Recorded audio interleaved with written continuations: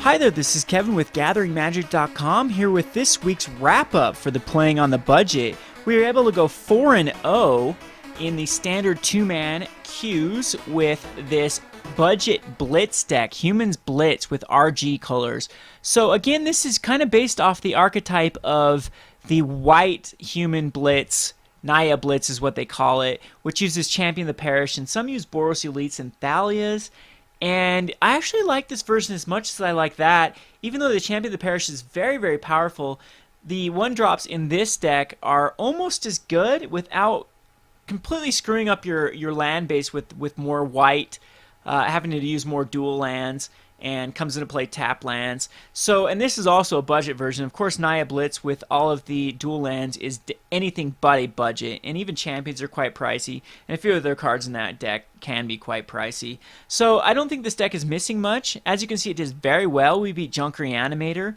We beat the green-black zombies list. We beat a blue-black zombies list, and the Bio-Visionary deck. Not the greatest matchups ever, but the zombies decks are very popular. You see them in F&Ms, you see them here on MTG a lot, especially now that the prices of the zombies have all come down to where they are more of a budget deck as well. So I feel pretty good about how this deck runs, especially the match versus Junk Reanimator, where we did have to mull and had some weaker hands, but they still came through. You got to see the power of Mark of Mutiny against that deck, as well as the Tormod's Crypt.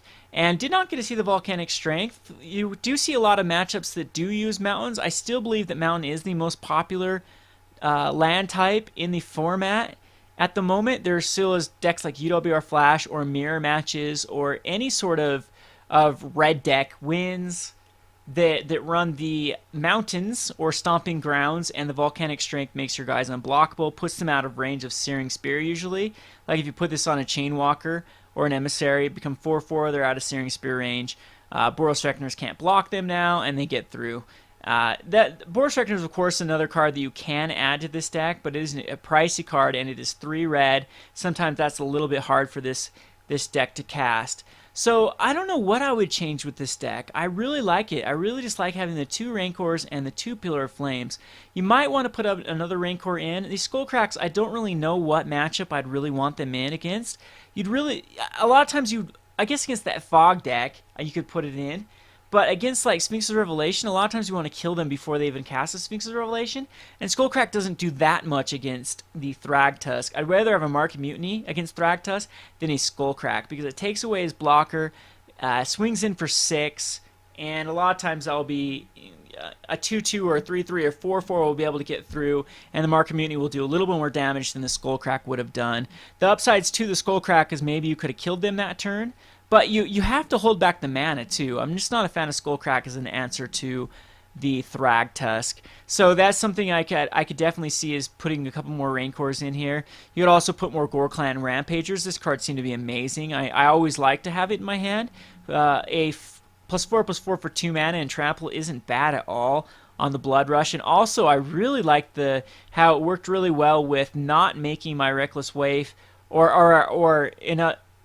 allowing my Reckless Waif or Mayor to flip and still be able to quote-unquote cast a spell. So I'm liking the Ghor-Clan Rampager. Of course, you could go up to 4 copies. You could go up to 4 copies of Rancors. You could go down the copies of Hamlet Captains, but I think you saw in those games how powerful Hamlet Captain, especially on 4th turn, where we're able to cast a 1st turn, a 2nd turn, a 3rd turn, and then on 4th turn go a Lightning Mauler into a Hamlet Captain.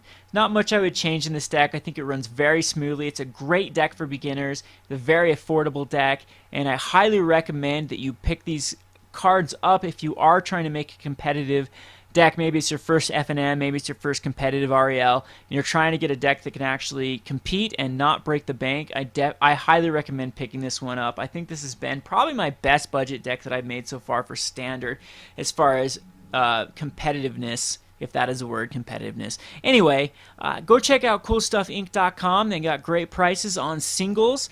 I have a large stock, large inventory. They always keep their inventory up to date. They're also a great supporter of my channel and a great supporter of Gathering Magic. So if you enjoy these videos, please go and support them. Also, please go and check out Gathering Magic. I do write these, or do tape these videos exclusively for Gathering Magic, and they do support my channel as well. And I'm very thankful for for that partnership that I have. Anyway, this has been Kevin with GatheringMagic.com. Thanks for watching. For more great videos, check out my YouTube channel at youtube.com/RogueDeckBuilder. Thanks for watching.